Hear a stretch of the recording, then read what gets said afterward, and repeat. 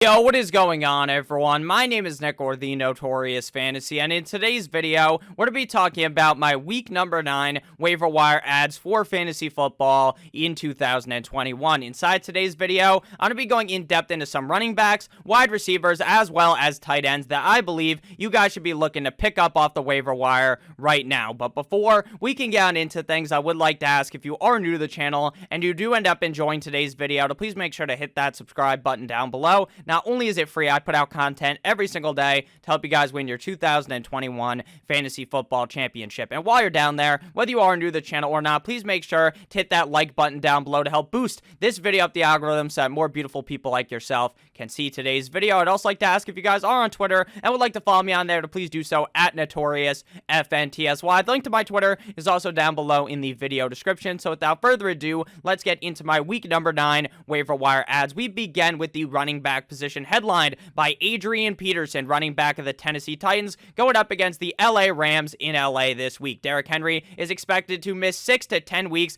following his foot surgery, but the more realistic timeline for return from this foot surgery is 8 to 10 weeks, so he will be gone for the rest of the 2021 regular season for the NFL. Could Derrick Henry end up returning for a playoff push if the Tennessee Titans seem like they are in position to go ahead and make their way all the way to the Super Bowl and potentially win the Lombardi Trophy? I actually think that is entirely possible, but for the remainder of the regular season, they are going to be putting Derrick Henry on ice. So, in response to that, the team ends up signing Adrian Peterson yesterday, and it seems as though Adrian Peterson is going to be the starter of the team. Now, do I expect Adrian Peterson to put up Derrick Henry numbers game in and game out? Of course not. That would be fucking crazy to expect that Adrian Peterson is going to just become whatever Derrick Henry was. I don't even expect Adrian Peterson to see the same amount of workload that Derrick Henry saw, because I do believe we are going to be talking about Jeremy McNichols, but I do believe that this is going to be a running back by committee system. But I do believe that Adrian Peterson will be the leader in the committee, thus giving him the most value out of the two running backs. So do not expect that you will just throw Adrian Peterson into your lineup and he will be Derrick Henry. This is not like last year when Christian McCaffrey went down and then you just threw Mike Davis in your lineup and the guy was amazing game in and game out. It's not like when Dalvin Cook gets hurt and then you throw Alexander Mattison into your lineup and they put up very similar numbers. That is not going to be the case at all with Adrian Peterson, but I do believe that the Tennessee Titans are still going to continue to want to establish the run, to run the ball a lot. That is kind of the identity of this offense, and I do not believe that changes without Derrick Henry. The last time we saw Mr. AP, Mr. All Day, play was last season with the Detroit Lions. In that season, he had 16 games with 10 starts. He had 156 rushes for 604 yards and 7 touchdowns on the year, as well as having 12 receptions on 18 targets for 101 yards. Obviously, Adrian Peterson is not the same Adrian Peterson he was when he was on the Minnesota Vikings, but I do still believe that he has just enough gas, just enough juice left in the tank to be very fantasy viable for the rest of the 2021 fantasy football season. Next up, we got Jeremy McNichols, running back of the Tennessee Titans, also going up against the LA Rams. This week is going to be a tough task for either of these running backs. The Rams just got Von Miller. That defense is suffocating, so I expect Jeremy McNichols or Adrian Peterson, both of them actually, to struggle in this game. Again, I do believe Adrian Peterson is going to be the #1 running back on the team, but it is also possible that since Jeremy McNichols has been there, that this week, and maybe for the first couple of weeks, Jeremy McNichols is the lead back on the team. Again, I do expect Adrian Peterson to be the guy, but we still do need to talk about Jeremy McNichols, and let me know down below who you guys would rather have on your fantasy team. Is it Adrian Peterson, or is it Jeremy McNichols? I assume a lot of people are going to be with me on Adrian Peterson, but maybe that's the opposite, and I'm a little bit off on that compared to the public perception. So far this season for the Tennessee Titans, Jeremy McNichols has had 7 rushes for 38 yards. Obviously, that's not all that great, but what do you expect when Derrick Henry is healthy? This guy sees all of the touches, but Jeremy McNichols has had 21 receptions on 27 targets for 203 yards and a touchdown on the season. So it is entirely possible that this system, you can just already tell what's going to happen. Adrian Peterson is going to see a majority of the rushing opportunity, but on third down in the pass catching scenarios, they bring in Jeremy McNichols, which I honestly believe will be the case for the the Tennessee Titans this season for the rest of the season, obviously, because next year there's no need for Adrian Peterson. It'll be Derrick Henry season all over again. I do expect Jeremy McNichols to have some value, but I do again believe that Adrian Peterson will be the guy for the Tennessee Titans. Next up, we got Boston Scott, running back of the Philadelphia Eagles, going up against the LA Chargers. Now, last week, everyone and their mother, including myself, was banging the drums for Kenneth Gainwell, was asserting that Kenneth Gainwell was going to be the guy in Philadelphia, that Boston Scott, he is still a name, he is still a guy that is going to be seeing some touches on the team, but don't worry about Boston Scott, it's going to be Kenny Gainwell time. They're going up against the Detroit Lions. This is a fucking cupcake matchup, and guess what happens? They actually run the ball. Nick Sirianni commits to the run. So if you hear that, hey, the Lions get blown out by the Philadelphia Eagles, and you hear that Nick Sirianni actually ran the ball a lot in this game, and you didn't watch the game, you would probably have thought, oh man, Kenneth Gainwell had a great game. Nick was correct. Everyone was correct in thinking Kenneth Gainwell was going to have this huge game. Maybe Boston Scott scored a touchdown as well because he's going to be involved on the team. But wow, that's amazing. Kenneth Gainwell had an amazing day. And while you probably would have thought that, that was far from the case because it was the Boston Scott and fucking Jordan Howard show in Philadelphia. In Week 8 up against the Detroit Lions, Boston Scott had 12 rushes for 60 yards and 2 touchdowns, as well as having 1 target in that game. I believe that Boston Scott, as well as Jordan Howard, are going to be the players to own for the Philadelphia Eagles at the running back position. While I thought that Kenneth Gainwell was far more talented than Boston Scott and Jordan Howard, Nick Sirianni just does not see eye to eye on that. We barely saw Kenneth Gainwell in the game. You could have created a fucking missing poster for the guy because we didn't see him until garbage time when they were already laying the absolute hammer down on the Detroit Lions. Then we saw Kenneth Gainwell. I think at this point you can cut Kenneth Gainwell. And it sucks because we all expected something great out of him, but it is what it is. Cut your ties early. Go ahead and get Boston Scott if he is still available. Next up, we got Carlos Hyde, running back of the Jacksonville Jaguars, going up against the Buffalo Bills. James Robinson is reported to avoid a serious injury, sustaining a bruised heel at the end of the first quarter in their game last week up against the Seattle Seahawks. So that's good news, right? James Robinson should not be out on the long term. But does that mean that James Robinson is 100% in this game up against the Bills? Does it mean he's 100% out? No, it is definitely up in the air, but I wouldn't be surprised at all if James Robinson ended up sitting. I think they should sit him in this game, thus giving Carlos Hyde a very strong role in this offense. And Hyde did end up playing very well up against the Seattle Seahawks after the first quarter when James Robinson was out. A lot of people going into the offseason did expect a decent role for Carlos Hyde here with James Robinson after the injury to Travis Etienne. People were kind of thinking, you know what, maybe Carlos Hyde was going to be seeing some work, and in reality, he's just basically irrelevant for fantasy football with James Robinson on the field, but it is, at least in my opinion, somewhat likely that James Robinson ends up sitting, and we saw Carlos Hyde have 9 rushes for 32 yards, as well as having 6 receptions on 8 targets. 1 target off of being very nice with 6 of 9, I like, for 40 yards. So 6 receptions on 8 targets for 40 yards. That's a solid game for Carlos Hyde. I think he could do something similar up against the Buffalo Bills. Again, as long as James Robinson sits, it's definitely up in the air right now if he's going to end up playing or not, but the waivers run tonight, so if you have James Robinson, I would definitely look to acquire Carlos Hyde. Next up, we move to Jordan Howard, running back of the Philadelphia Eagles, going up against the LA Chargers. Before we go in depth into Jordan Howard, I would like to ask if you guys have ended up enjoying thus far, to please make sure to hit that subscribe button down below, as well as hitting that like button. I would appreciate it a ton. So Jordan Howard does seem to be the number 2 back on the team. Would I be surprised if Nick Sirianni's dumbass just forgot about Kenneth Gainwell last week and magically we see some Kenneth Gainwell this week and he kind of out-targets, out-touches Jordan Howard? No. It wouldn't surprise me, but it does seem like Kenneth Gainwell's value is completely gone, and if you are in a deep league, you can add Jordan Howard. He's not a premier option, but he is still a guy that I think we should talk about. In week number 8, up against the Detroit Lions, he had 12 rushes for 57 yards, as well as having 2 touchdowns in that game. Do I expect 2 touchdowns every game for Jordan Howard? No, that is what you are going to really need to get a lot of value out of Jordan Howard, because he's not going to be a guy that's rushing 100-plus yards week in and week out up against the LA Chargers. Is a potential game where we could see Jordan Howard flourish again.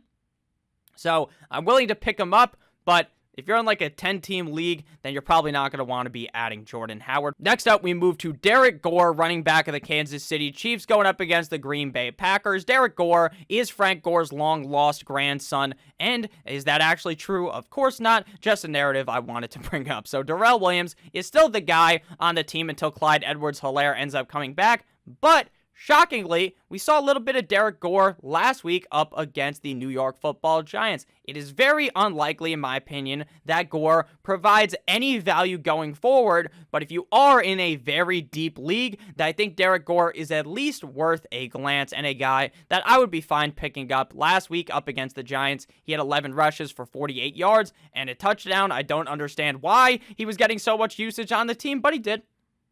Andy Reid has a liking to Derek Gore, so if we see him get maybe 10, 11 rushes going forward, and plus he's on the Kansas City Chiefs, which, while they aren't the greatest of teams right now, they are still a well-coached team, so I do think that Derek Gore could have some value. It's just that I wouldn't 100% hinge on the fact that if you pick up Derek Gore, you're going to want to play him this week up against the Green Bay Packers. Next up, we move to the wide receiver position, headlined by Devontae Parker, wide receiver of the Miami Dolphins, going up against the Houston defense this week. Despite my dislike for Devontae Parker, it is very clear that when this man is healthy, he is a key piece in the Dolphins offense. Now, we will touch on this for about 5 seconds. The trade deadline is about to hit. It's almost 4 p.m. It came out that the Miami Dolphins will not be trading for Deshaun Watson.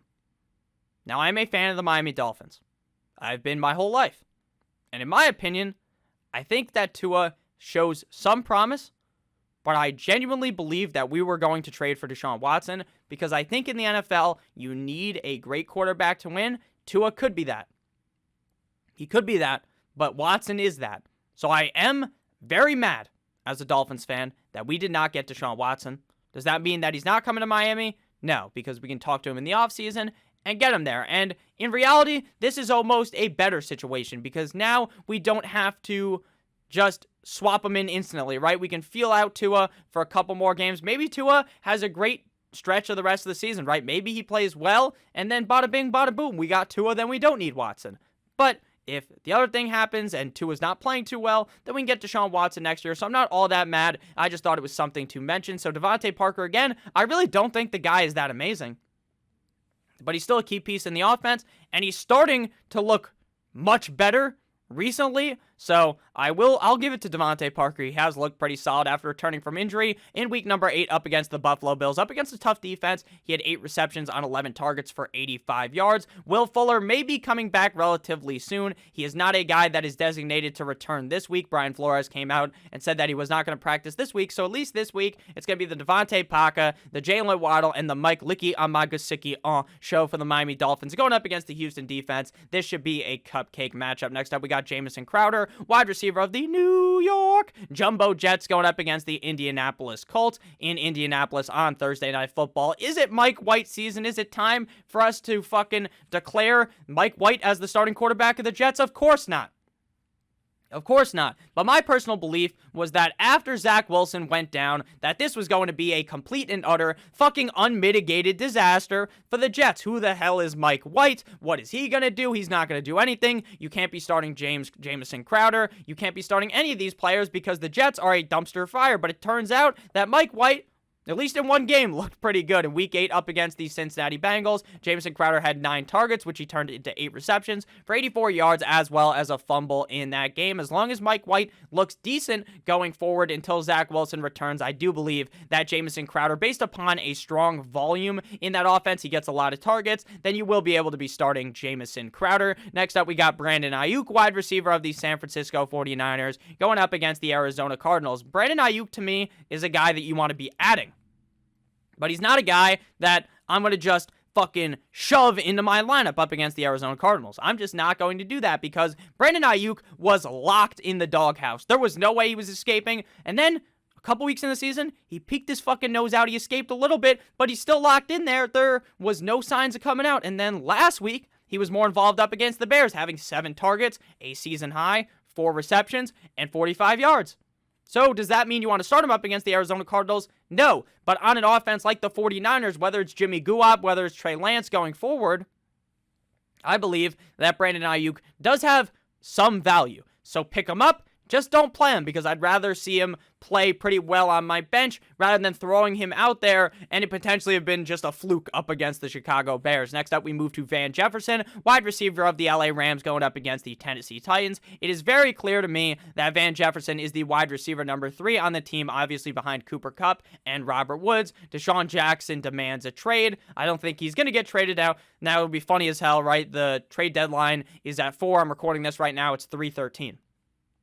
So maybe he ends up getting traded, right? Maybe I was just wrong and he doesn't end up getting traded. It doesn't matter, though, if he gets traded or not, because Deshaun Jackson has been a non-factor for the LA Rams in a majority of games, which does mean that Van Jefferson is the clear number 3 guy on the team. Last week, up against the Houston Texans, Mr. Van Jefferson had 3 receptions on 6 targets for 88 yards. He's a very fast wide receiver. He's one of those guys that could just have 4 targets in a game, but turn those 4 targets into 2 catches for 100 yards and a touchdown, because he is a deep down the field threat. I like Van Jefferson this week up against the Tennessee Titans. Is he a guy that is going to be a must-start wide receiver? Of course not. But he is a player that is worth mentioning. Next up, we move to Bryan Edwards, wide receiver of the, turn your volume down, the Las Vegas Raiders, going up against the New York Football Giants in New York.